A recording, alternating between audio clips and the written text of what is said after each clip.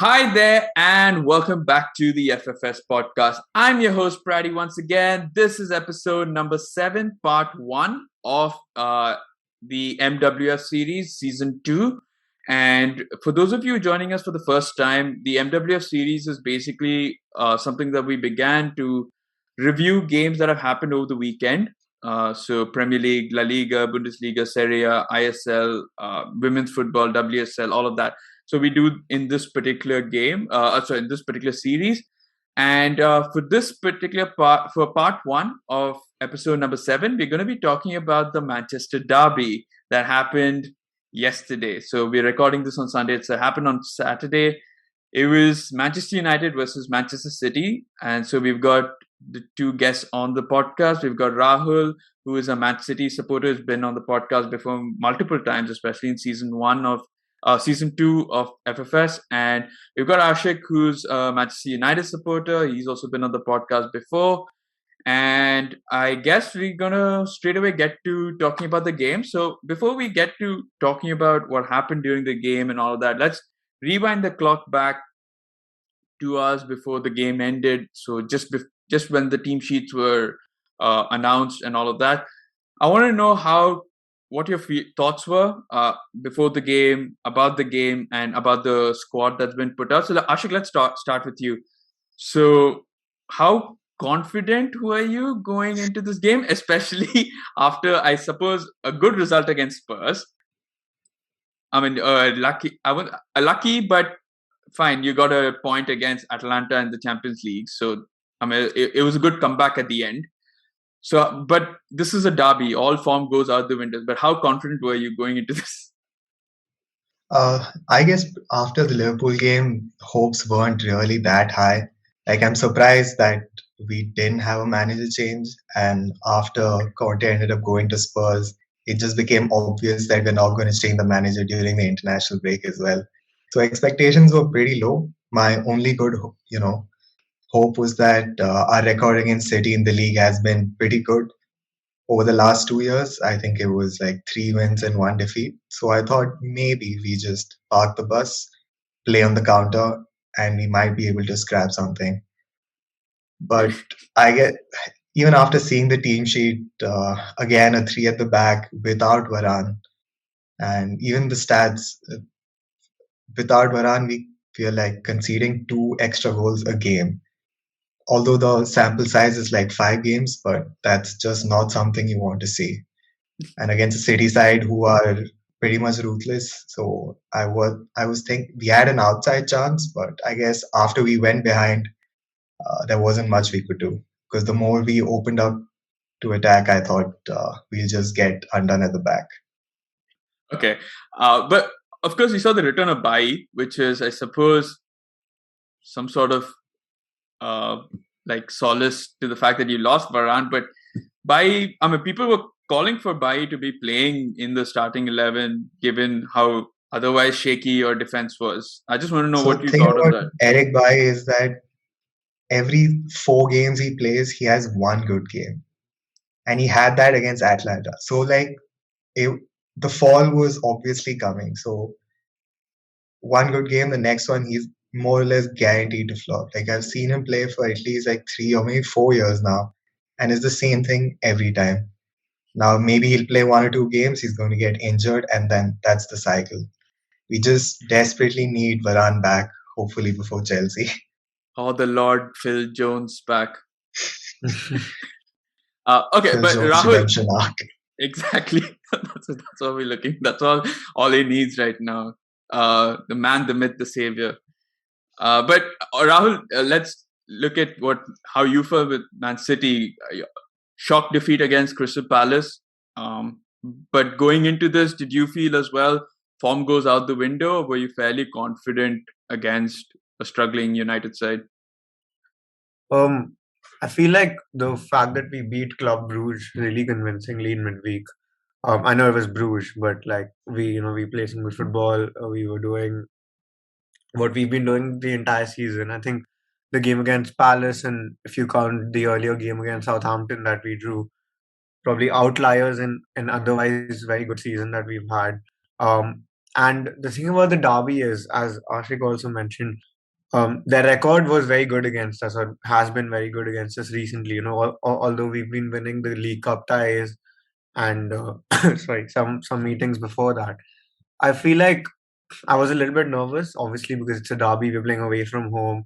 There's a full Old Trafford stadium that has fans and everybody else. So I was a little bit nervous. Although, this season specifically, we've done well against the big teams. We went away to Chelsea and got a win. We went away to Anfield, were pegged back 2 times and came back both times to draw. So, I had a small feeling. I was like, maybe, we can get something against United as well. And looking at a team sheet that doesn't have Dan James was really encouraging. So, you know, Yeah. I think, and also just for the lineups, I was really surprised because I was so confident Rashford was going to start. Rashford has a great record against us. I got to know later that he was sort of ill, and obviously he came on later in the second half. For City as well, like I think the biggest debate was whether we'll see KDB or Gundogan, and I didn't think he would put both of them in the team and drop say Grealish or whoever. But yeah, I think I've got it spot on as well with the team selection. All right. Okay. So we get to the match, and he's talking about Bai, and I mean, he scores the yeah. I don't know if it's an okay. Ashiq, what do you think? Is it an unfortunate own goal? Do you think it should have been? I mean, obviously, should have been probably stopped at the source there. But talk us through that first goal. Like, what went wrong there? So the thing with when we play three at the back is obviously our wing backs push higher up, and City had Foden playing pretty close to the byline, which made Wan-Bissaka basically stick to him, and that gave Cancelo all the space he needed because we had no wingers tracking back. So the only wide player we had was Wan-Bissaka on the right, and he was occupied with Foden. It gave Cancelo all the space he needed. So stopping the cross at the source may have been difficult, but he put it into a dangerous area, and I guess if Bai got solid contact onto it, we would be fine, but he shinned it. Yeah. And after that, it can just go anywhere. And it was just unfortunate to go in to our own net. Yeah. But I mean, soon after that, I think Ronaldo had a decent opportunity, right, to score. So, I mean, is that one of those chances that you needed to take? And like, I know he's been your savior for a few of these crunch games. Just wanted to know your thoughts on that. Like, how I mean, how important was that he needed to score at least that to at least get it back to level pegging? I mean, it was our only chance, like only shot at target the entire game. So, uh, in hindsight, we should have scored that. But during the game, you just think, oh, it's just one chance. We'll probably get another one later. And, it was just a positive impact that we were attacking and like a chance fell through at least. But after the second goal, it was basic. Second half was just a training session, especially 60 to 90 minutes. Yeah, but of course, one of the biggest sort of shining light in United squad was De Gea. I mean, this guy, like, for all the criticism that he's had since the World Cup, like, he's suddenly become the old De Gea when the defense is completely shit, and he's the only one sort of saving United's blushes. And Rahul, I want to get your thoughts. So he made like so many saves post that first goal. I just want to know, did you feel like it would come to a point where he'd entered this god mode, he'd save so many shots, and then United might get a goal later on? I'm saying this was before the second goal. That, like, was there any sort of feeling that you had that De Gea could really keep United still in the game? Yeah, despite you having I was pretty sure about it actually, because it started to feel like it started to feel like one of those days where you just like he's like a man possessed. He's making so many saves. I can only like there's so many chances. There was a Cancelo shot. There was a De Bruyne shot. There was another Cancelo shot. There was a Jesus shot. So there's so many so many great, incredible saves he made. And that Lindelof shot as well. Yeah, the Lindelof shot as well. And I mean, I guess on another day maybe he would have saved the buy thing as well, although that was very difficult. But I think he played really well, David De Gea. Probably the only outstanding player from the United team yesterday. They didn't obviously create much in front. So yeah, it did start to feel like, when he just continuously was making saves, it felt like you see. I always say 1-0 is a very precarious scoreline because it can get you into trouble very quickly. Yeah. So I was worried, but obviously we scored the second just before halftime, and then I was a little bit more comfortable. Right. Okay. And like Ashiq, I want to know the midfield that Ole keeps persisting with McTominay and Fred. I mean, Keane was livid post match. He basically said if Ole were to walk in here, he would take him by the scruff of the neck. Say, why are you playing Fred?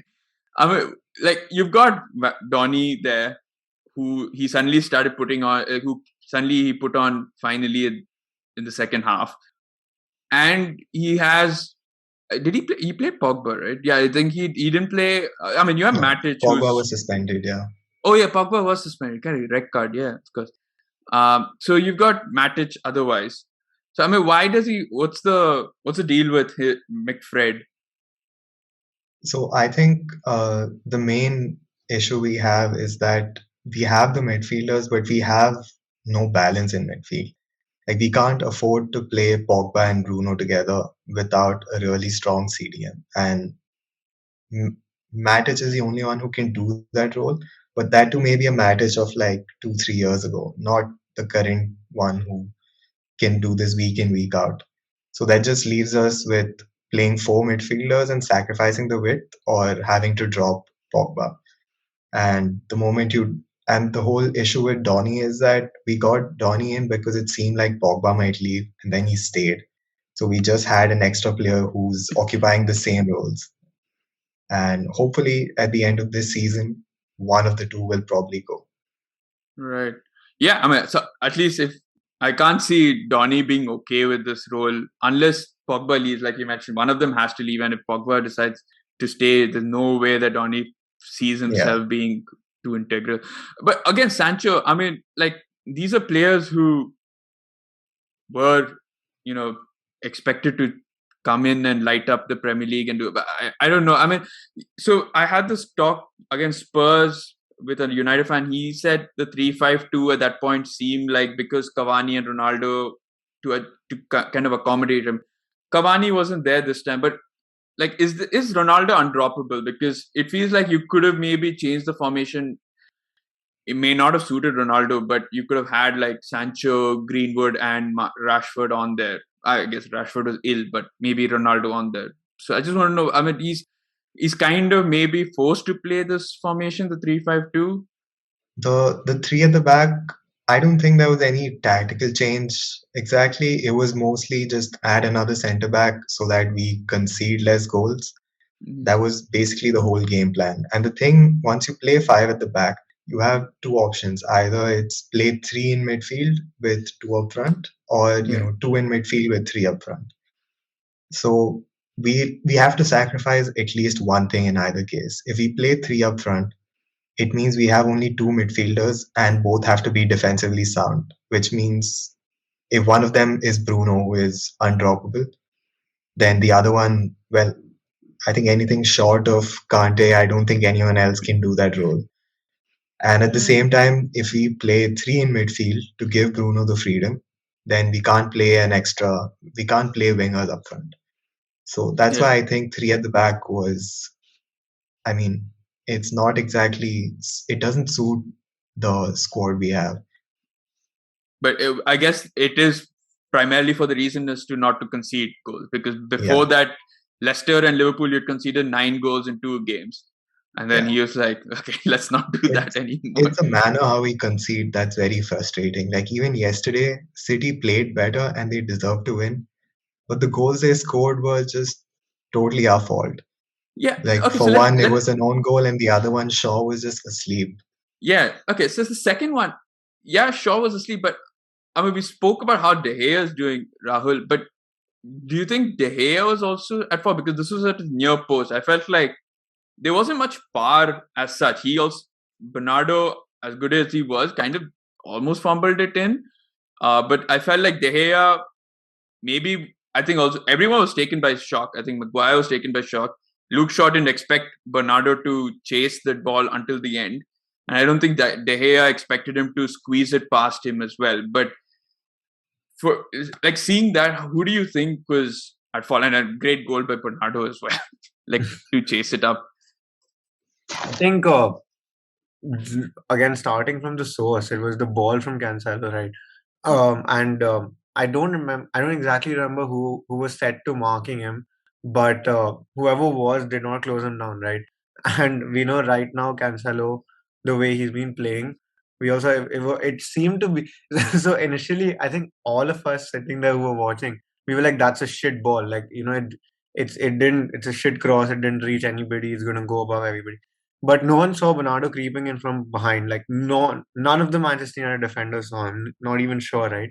Um, and I think with regards to De Gea, I think it was a mixture of maybe a small mistake on his part, but also just getting caught by surprise. I don't think De Gea expected it, right? And by the time he would have noticed, or by the time he realized, it hit him and just went in, right? I think it was just a very quick passage of play that where he got caught, and maybe he was also expecting one of Shaw, Maguire, anybody to just like get there or take control of the situation. But no one saw Bernardo and just like sort of put it in. And none of us realized it had actually gone in before Jim Beglin was like, "That's a goal." So. Yeah, but I think there were early signs because I think in the early minutes Gundo had was it a header or a shot? So yeah, he tried to it hit his leg. It didn't go in. It came back out, and Maguire cleared it, and then Cancelo got it, and then the own goal happened. Yeah. So I mean, there were early signs that the City players were trying to find ways through the United defense, and the defense was just caught sleeping. But yeah, even when I was watching it, yesterday, I didn't expect Bernardo to get to that. So I mean, credit to Bernardo to actually make that delivery stick and get it past De Gea. I mean, most players would have probably left it saying that it's too far away. That's what Bernardo is, no? Like that's what Bernardo is. Yeah. No, but that's also, I think, what Pep's probably drilled into all these players, right?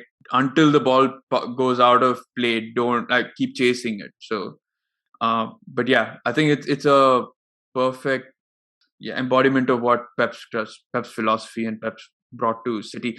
All right, Ashiq, the one sort of consensus I've heard from pundits and everything is United played better against Liverpool, where they got beaten 5-0, than what they played against City.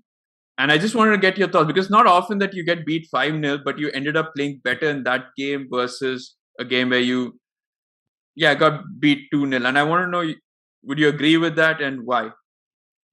I think both games were equally bad. The only difference was that Liverpool kept attacking, and United obviously had no other option than to just attack back. So we had maybe attempts at playing, but against City in the second half, after the substitutions were made, maybe up till 60th minute, we were still trying to create something. We had some possession, but after the 60th minute, Pep probably just realized that the more he tries to add on to the scoreline, the more space that's there for United to try and attack. So he just felt it safer to just keep the ball, and there's not much that can be done after it because we had no secondary plan basically.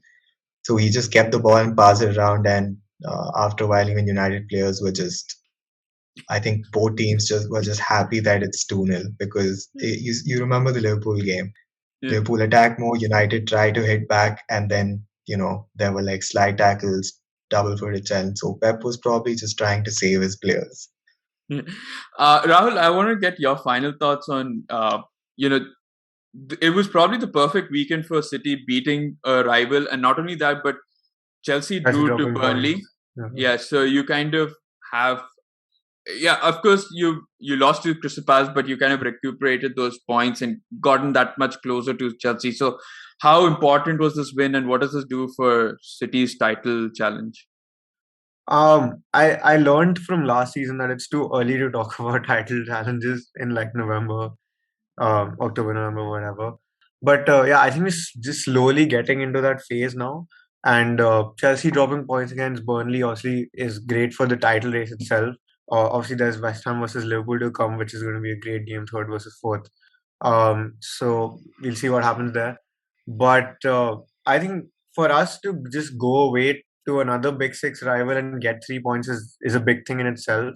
Because this season, whatever away, like whenever we've played a Big Six team, we've always played away till now. We played Chelsea away, we played Liverpool away, played United away, Spurs away. I don't know if they count Arsenal at home. Leicester also we played away. We've had all these away games and we've performed well in all of them. So I was actually pretty happy with that result. With regards to the title race, like I said, it's a little bit early to do that because maybe United play well against Chelsea. You never know about that, right? Or maybe someone plays well against some other team. So there's a lot of twists and turns to come, I think. But for now, Chelsea lead the race, so we'll see what happens. Awesome. And lastly, Ashiq, for Ole, I mean, you started the podcast by saying that since Conte's gone to Spurs, that there is less of a chance that Ole is going to get the sack. But there are rumors about, potentially Zidane coming in. I just want to get to know your thoughts on what do you see of Ole? Like, how do you think the international break is now the perfect opportunity for the Glazers to think about it and make the move, if at all? Yeah, I thought it would be the ideal time to make that move, but after Conte has gone now, unless we get Zidane, I don't see anyone else who would exactly be an improvement. Anyone else is more or less a sideways move. And now at this point, more than stability, we need someone to just push it because we have the squad now. On paper, we have the team.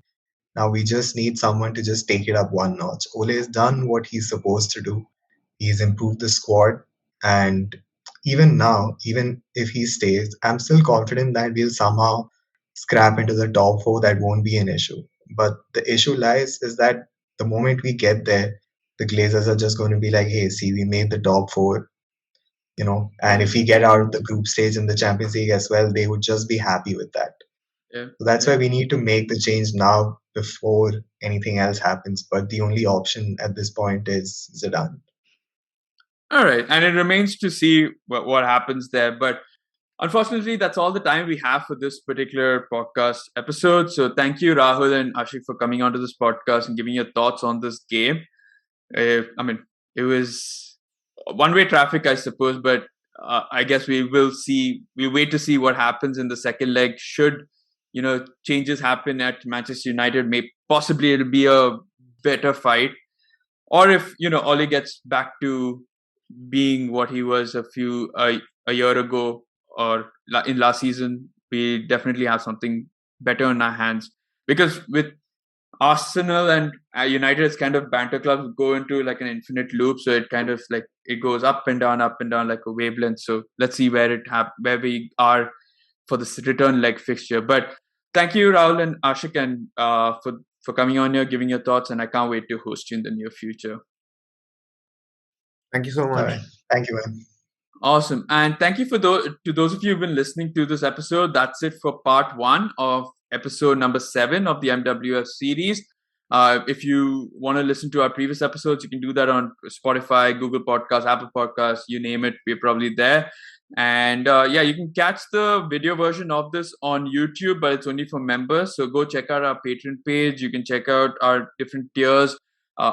Videos are normally for all tiers, but you can go check it out. We've got different benefits as well for different members. Helps the podcast as well, get better equipment and all of that. But yeah, until next time, or basically until the next part, which will be a separate episode, I'm your host, Praddy, once again. You stay safe and see you.